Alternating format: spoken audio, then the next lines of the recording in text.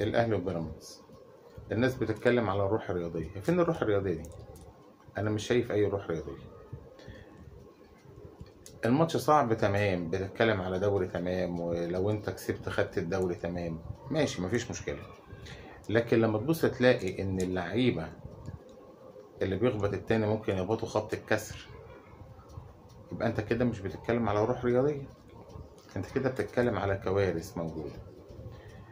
اللعيبه مش واخده بالها ان التعصب اللي هي فيه في ارضيه الملعب، حتى لو كان اللعيبه بره دي اصحاب، واحنا اكيد نشك في كلمه اصحاب ديت يعني، حتى لو كان اللعيبه دي بره الملعب بعد الماتشات اصحاب، التعصب اللي هم بيوروه لنا في ارضيه الملعب ده كارثه.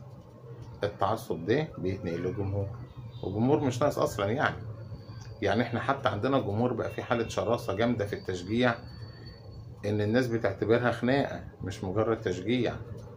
فلو كل لاعب ياخد باله ان التعصب ده مش مجرد لحظات بتفوت في قلب الماتش، لا ده بيتنقل للناس اللي بره، وان بسبب الكوره في ناس بتضرب بعض، وان في ناس بتشتم بعض، وان بسبب ماتش كوره في اصحاب بيخسروا بعض، وفي اصدقاء بيفترقوا عن بعض، دي تبقى كارثه.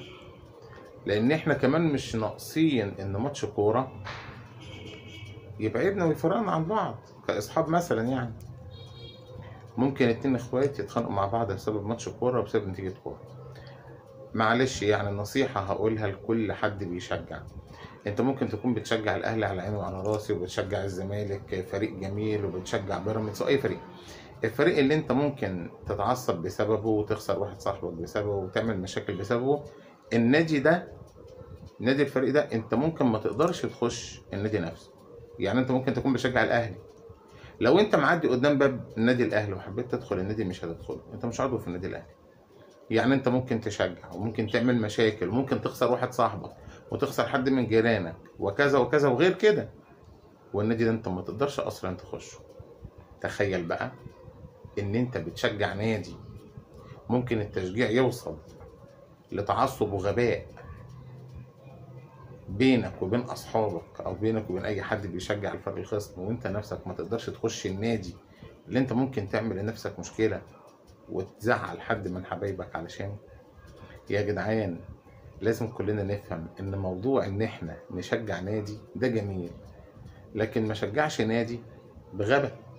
يعني هي دي اكتر حاجة احنا، واحنا على فكرة بأمانة احنا في مصر مش ناقصين يعني احنا مش ناقصين كمان تعصب وغباء اكتر من اللي احنا بنشوفه. يعني كل حاجة بقت في، مش هقول كل حاجة يعني عشان ما تتاخدش علينا كلمة، حاجات كتير بقت بايظة.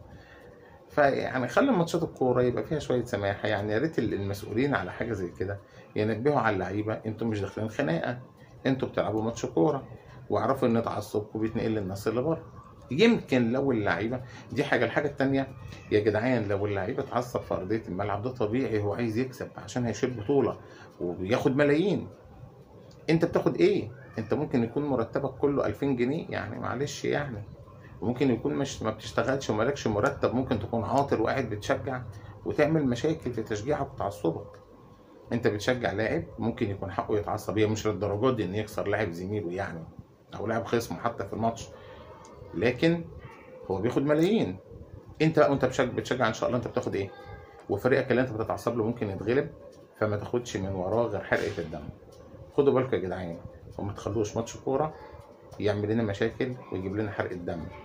شجع بس على خفيف عشان ما تتعبش، وخصوصا بسبب النتائج الوحشه لبعض الفرق. مساء الفل.